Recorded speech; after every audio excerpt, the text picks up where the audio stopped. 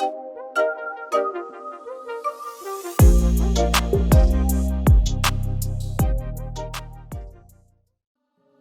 first 6 years of my economic life, I wound up broke. Second 6 years, I wound up rich. Someone says, don't you have to do the second 6 years like you did the first 6 years? And jot this down. No. No, you don't have to live the second 6 years like the first 6. You can use all the information and all the advice and repairing all of your mistakes and adopting a new and refined philosophy so that the next 6 years can be totally different than the last 6. No other life form can do this. See, if you were a tree, you'd be stuck. As a tree, if you used up all the nourishment that was around you and you couldn't change location, see, you would die.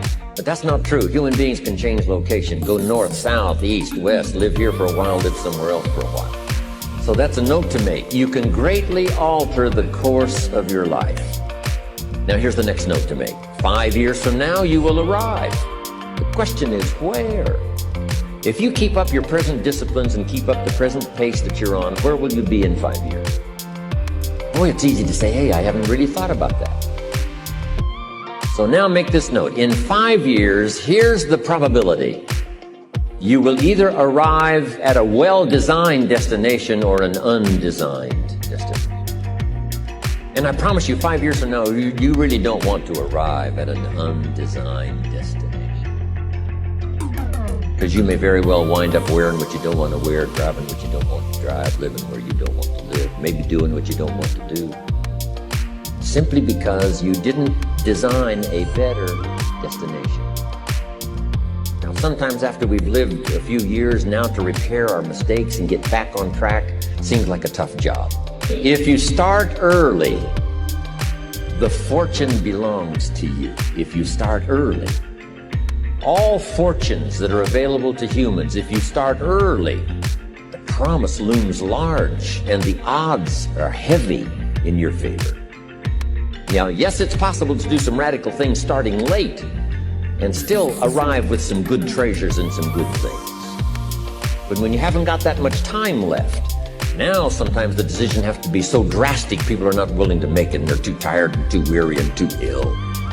And say, look, I don't have much time left. It's not going to happen for me anyway. It's easy to take that attitude. But everyone here, we've got the time over the next 10 years. We've got the time the next 20 years. We've got the time the next 30 years to make some repair now in our errors of the past and set up some new disciplines. And I'm telling you, that's going to change everything. So, 5 years from now, I wish for you to arrive at a well-designed place. A place of productivity, a place that'll make you feel good about yourself, a place that'll give you honor and respect, a place that'll give you influence to touch other people 5 years from now that you couldn't do today. Where will you be in 5 years? Key phrase, we go the direction we face. If you start designing something at the end of this direction, sure enough, you will start going the direction you face. And we face the direction we design. Direction determines destination. Destination is not determined by hope. It's not determined by wish. Destination is determined by direction. You cannot change destination overnight. But here's what you can change today and overnight. You can change direction. And it is so fascinating what a little small change of direction will do. A few decisions in discipline, a few decisions in learning, a few decisions in change of behavior, change of habit, a few decisions in setting goals that you've sort of let drift before. Like I did at age 25, didn't have a list. I immediately started to change that. And I immediately started to change my direction so that very quickly I started heading this direction. In less than 7 years, I was a millionaire. My father taught me way back, son, always do more than what you get paid for. Now, some individuals might argue with that. They'd say, no, you're going to mess up the whole program. I know they're wrong. In my own self-interest, I did what my father taught me, to always do more than I got paid for. Why? to make an investment in my future. Do more than you get paid for to make an investment in your future, and it's paid off for me. If you're wanting that big promotion, are you going to go up to your boss and say, just give it to me? I'll work harder if you just give me that promotion. No, it doesn't work that way. You've got to do more in your current position so that you get noticed, so you stand out from everybody else. So the boss says, hey, we've got this position opening up, and I think we should give it to Nancy. She does so much more than we expect. Just imagine what she'll do if we give her this promotion. You've got to do more than you're paid for. You've got to. It's an investment in your future. It's one thing to make a sale. I'm telling you, if you make a sale, you'll make a living. All of us have found ways to make a living. What got interesting for me early on was to figure out ways to make a fortune. You'd say, well, Mr. Rohn, how would I deserve to make a fortune? It's easy. Render fortunes of service. People will do things you cannot believe for people who give them good service. Here's one of the greatest gifts you can give anybody, the gift of attention. In return, they will do extraordinary things for your career. Take you by the hand and lead you to more people than you could meet by yourself. Always do more than you get paid for. Life responds to deserve, not need. Life was not designed to give us what we need. Life was designed to give us what we deserve. Once you understand that little life principle in your own self-interest, I'm telling you, it's life-changing. The ancient law does not go like this. If you need, you will reap. No, it doesn't work that way. A lot of people out there are hoping it works that way, but no, it doesn't. The ancient law goes like this. If you plant, you will reap.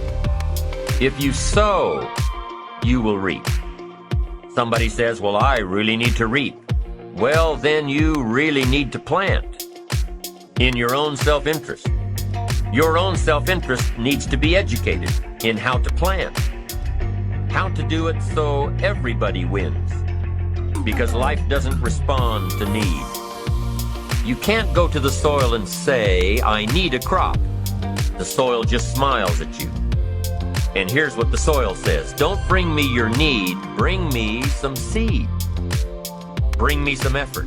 Bring me some discipline. Bring me some interest. Bring me some service.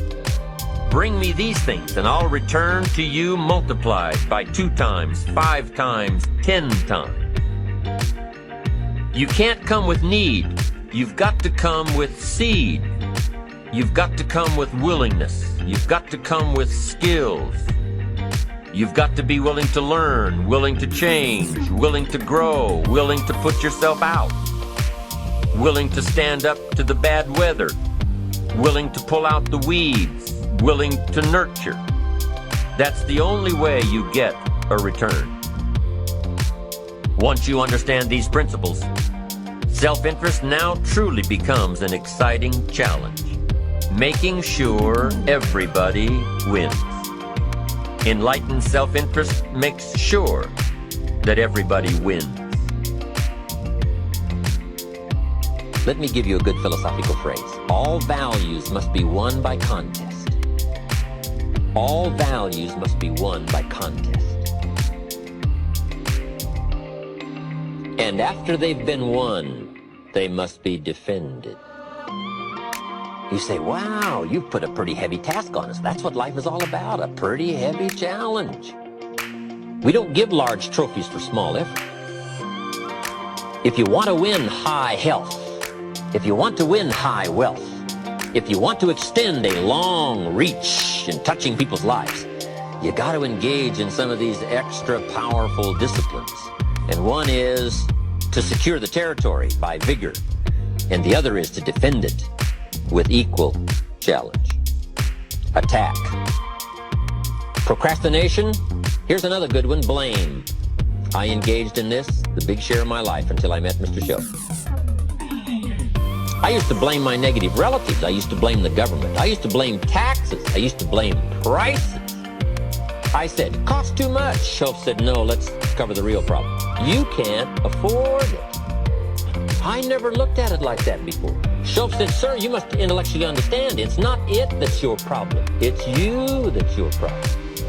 It's not out there that's the problem. Out there is like it's been for 6,000 years. You can't cure that. But what you can cure is errors in judgment, errors in attitude, errors in activity, errors in judging results. I found that the errors were within. But see, he had to go after me on that point. Here's the next one. Excuses. Wow. We've got 1,000,000. I'm too short. I'm too tall.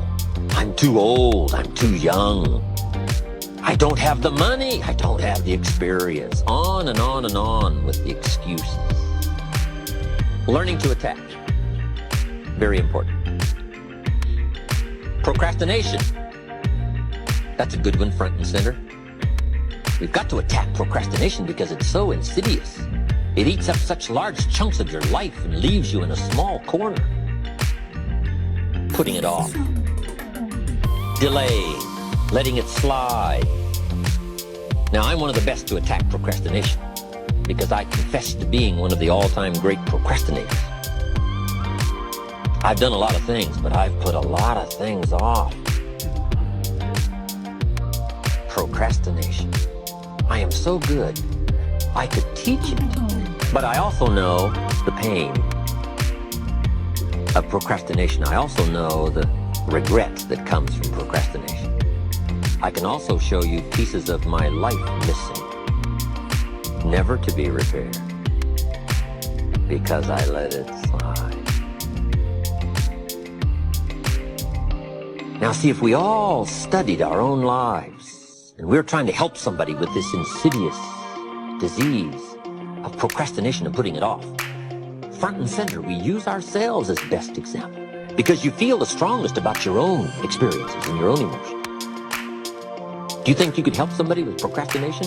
Developing this skill of going back, rehearsing your own life, and coming up with the essence of the emotion and the experience to try to illustrate to somebody how insidious it can become and how devastating it can leave your life and what'll be missing if you let it slide. That's what we call learning to attack the problem. Now, underline the word attack. It's very important to go after the insidious. If the future gets clear, the price gets easy. Because you got to remember, for every promise, there's a price to pay. Everybody's got to pay the price.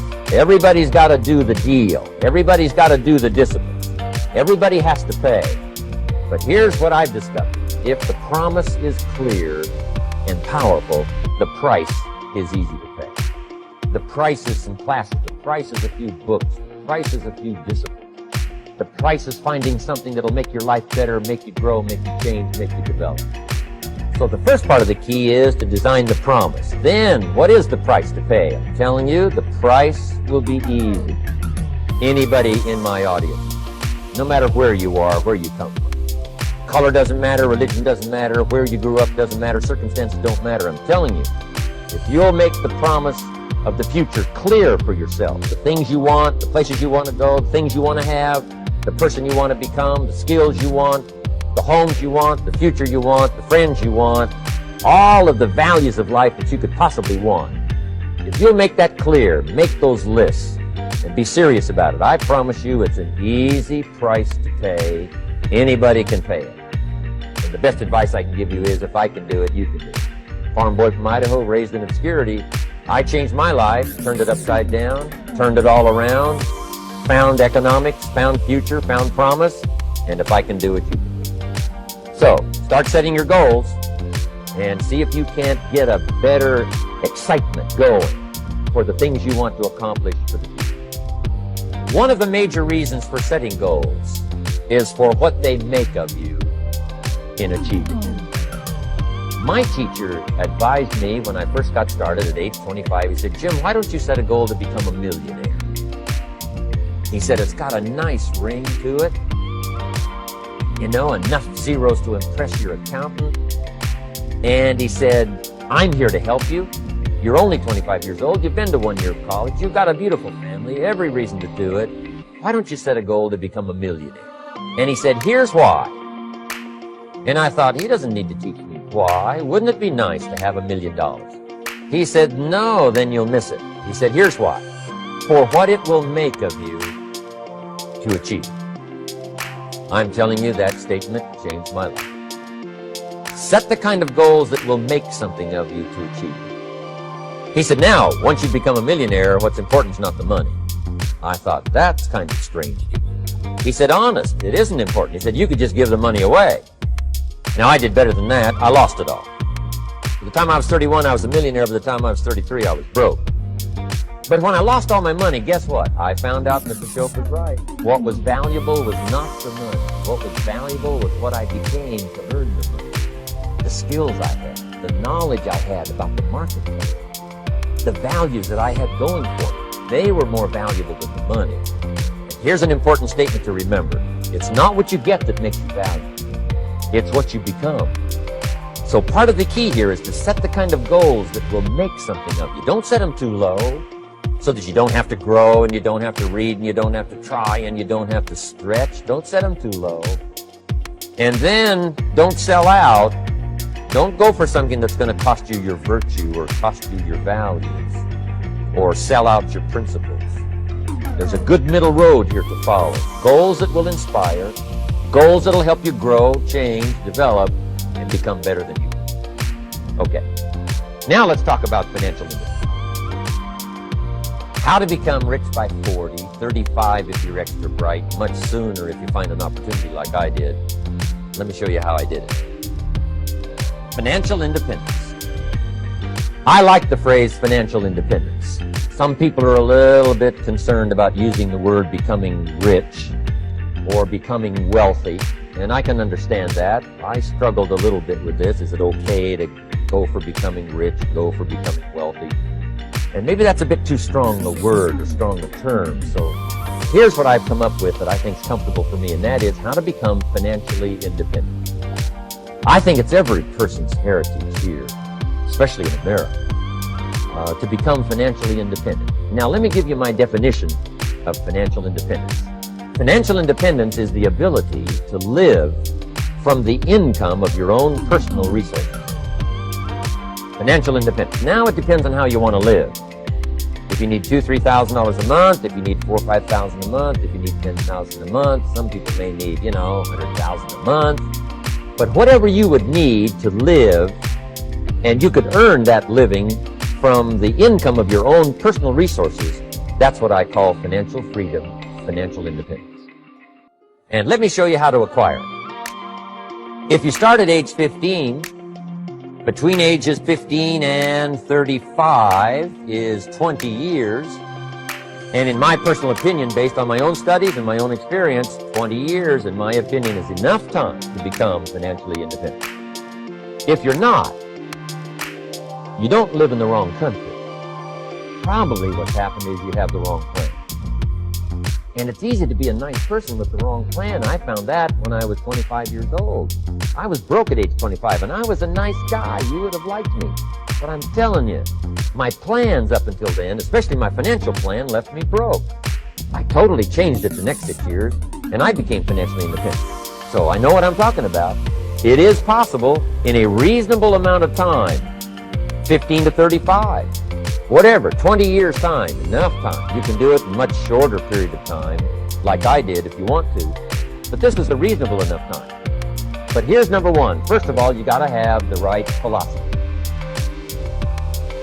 Philosophy is our ability to gather knowledge and sort through it and decide what's valuable. To develop a philosophy about life, a philosophy about our health, a philosophy about our family relationships, a philosophy about economics. And if you develop the right philosophy, that's what helps to set this sail. So that in 6 years it takes you where you want to go, instead of winding up like I did that first 6 years of my economics, broke, no money, empty bank account. The right philosophy. Now let me give you a couple of philosophies to consider. Here's the first one. It's called the philosophy of the poor. And here it is. Poor people usually spend their money and invest what's left. That's the philosophy of the poor. Now here's the philosophy of the rich. Rich people invest their money and spend what's left. And here's the startling answer. It really doesn't matter what the amount is. What's most important is not the amount. What's really important is the philosophy. So I would ask you to adopt this philosophy of spending after you have invested. Invest first, then spend. And I've got a little formula that I'm going to share with you. Now, what should a child do with a dollar? I mean, there's a lot of debate going on, I'm sure, across the country on what a child should do with a dollar. Here's one opinion. It's only a child and it's only a dollar. What difference does it make? Well, in my opinion, it makes all the difference in the world. A person's economic future starts with a child with a dollar. Somebody says, oh, no, you're only young once. Let him spend it all. Well, when would you hope that would stop? Somebody says, well, wait till he's 50 and broke like me and then he'll learn. Well, no, we don't want to wait that long. If I would have known earlier than age 25, I would have changed. In high school, if they would have had classes called Wealth 1, Wealth 2, I'd have taken both classes. I would not have waited until age 25. So, the earlier the better. So, what should a child do with a dollar? Here's the simple premise to begin with. Don't spend it all. And if a child wants to spend the whole dollar, you got to say, hey, don't spend it all. Don't spend it all. They'll say, why not? It's my dollar. I earned it. You say, I know you earned it, but don't spend it all. They'll still say, why not? Say, let me show you why not. So you put them in your car, take them to the other side of town, and show them where people live that spend the whole dollar. Just drive them around. Kids learn best by visual. Just drive around and say, would you like to live here? Kid says, no. Would you like to live like these people live? Kid says, no. Then you can't spend the whole dollar. So, kids will get the message. So, take them to the other side of town, show them around, unless you already live there, and then just show them around. Anyway, don't spend the whole dollar. Now, let me give you my best view of what to do with a dollar. And I promise you, if you started at age 15, now if you're over 15, right, you still got plenty of time. You still got 20 years. If you're 30, you still got 20 years. I mean, you still got plenty of time to start what I'm about to share with you. What to do with a dollar. Here's my first bit of advice. Never spend more than 70 cents. Never spend more than 70 cents. Now you got to pick some number, and the number you pick is going to be determined by your philosophy. It's going to be determined by what you've been taught or your experience teaching yourself. When I first met my teacher, Mr. Shove, I was at about 110% of each dollar. I'm down at Budget Finance, hawking my furniture in my car one more time. And then I learned a whole better formula for financial independence. Number one, don't spend more than 70 cents. Now, kids say to me, well, okay, what do I do with the other 30 cents? And here's what I teach them. 10 cents for charity. Charity or church, or helping people that can't help themselves. 10 cents to support worthy projects that you feel good about. 10 cents out of every dollar. It's called being generous with part of what you've taken out of society. Now, in my opinion, nothing teaches us caring better than generosity. No class, no teacher, no book teaches generosity, teaches character better than generosity. And the best time to start is when the amounts are small. And I know if kids learn these lessons well, they'll give a dime out of a dollar, help people that can't help themselves, support worthy projects. Or if you belong to a church, they teach tithe, peace of. It's very important. Now, because when the amounts get larger, sometimes it's a little more difficult. Giving 100,000 out of $1 million, someone says, oh, if I had $1 million, I'd give 100,000. I'm not sure. That's a lot of money. So the time to start is when the amounts are small. 10 cents out of the dollar. Okay, next 10 cents I call active capital. Active capital means do something to make a profit. Active capital. Set aside a portion of your income.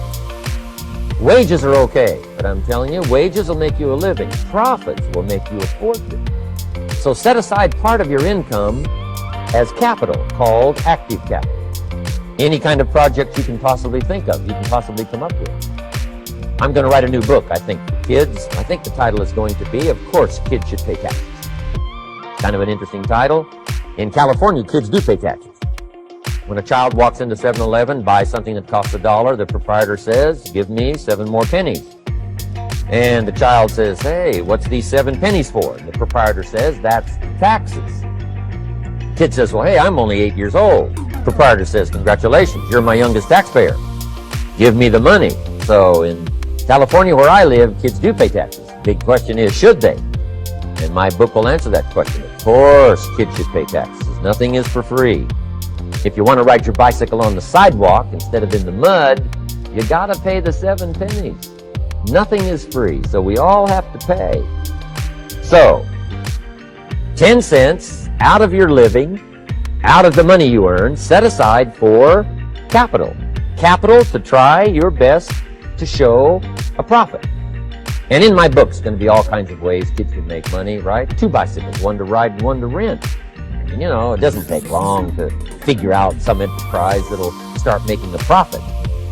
Then you must jot this down if you're taking notes. Profits are better than wages.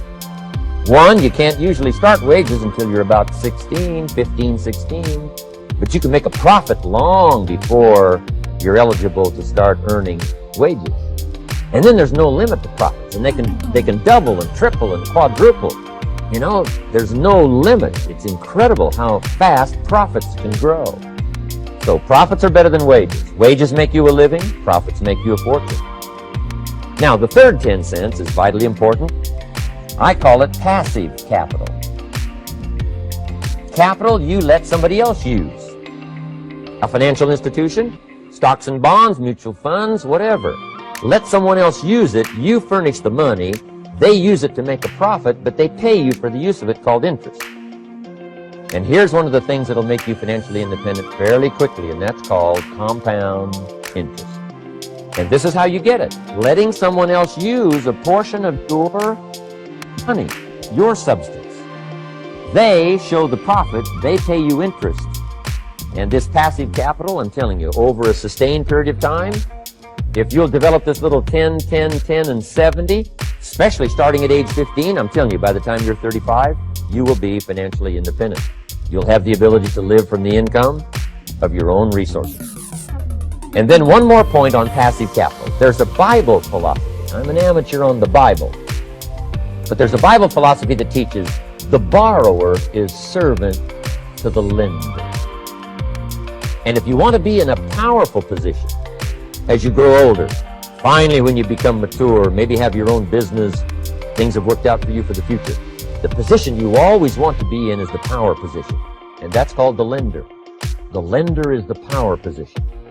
So if kids learn early enough, and then you ask them what they'd like to be when they grow up, I'm telling you, once they understand, they'll say, well, one of the things I want to be is one of those lenders. That's the power position, not the spender. No, you'll be pitied the rest of your life if you just become a spender. You gotta become a lender. And I think this is one formulas to follow. 10 cents out of every dollar. Let someone else use it. Be the lender, power position. Then try to show a profit. Can't we teach our children how to take $1, search the neighborhood, find a broken wagon, pay $1 for it, bring it home, you know, clean it up, sand it until it's clean, paint it red till it shines, straighten out the wheels till they're true, take it back to the neighborhood, sell it for $5? Anybody can do that. Now, does the child deserve $4 profit? And the answer is yes. Society now has a mended way. That's what America's all about. Finding something, touching it, making it better, making a profit, taking part of your resources, helping people who can't help themselves.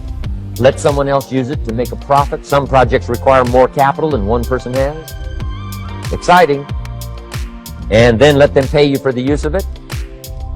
America's had this philosophy now all these years. Communism has taught all these years capital belongs in the hands of the state, not in the hands of the people. We've been teaching all these years capital belongs in the hands of the people, not in the hands of the state. And we turned out to be right.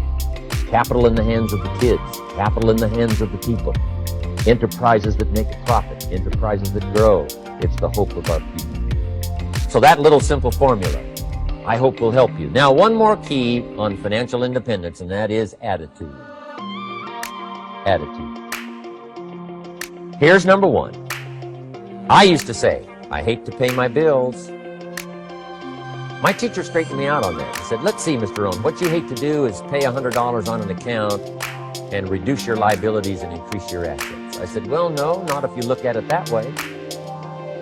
He said, well, it all depends on how you look at it. So wouldn't you love to pay your bills, reduce your liabilities, increase your assets? You've got to have that kind of attitude.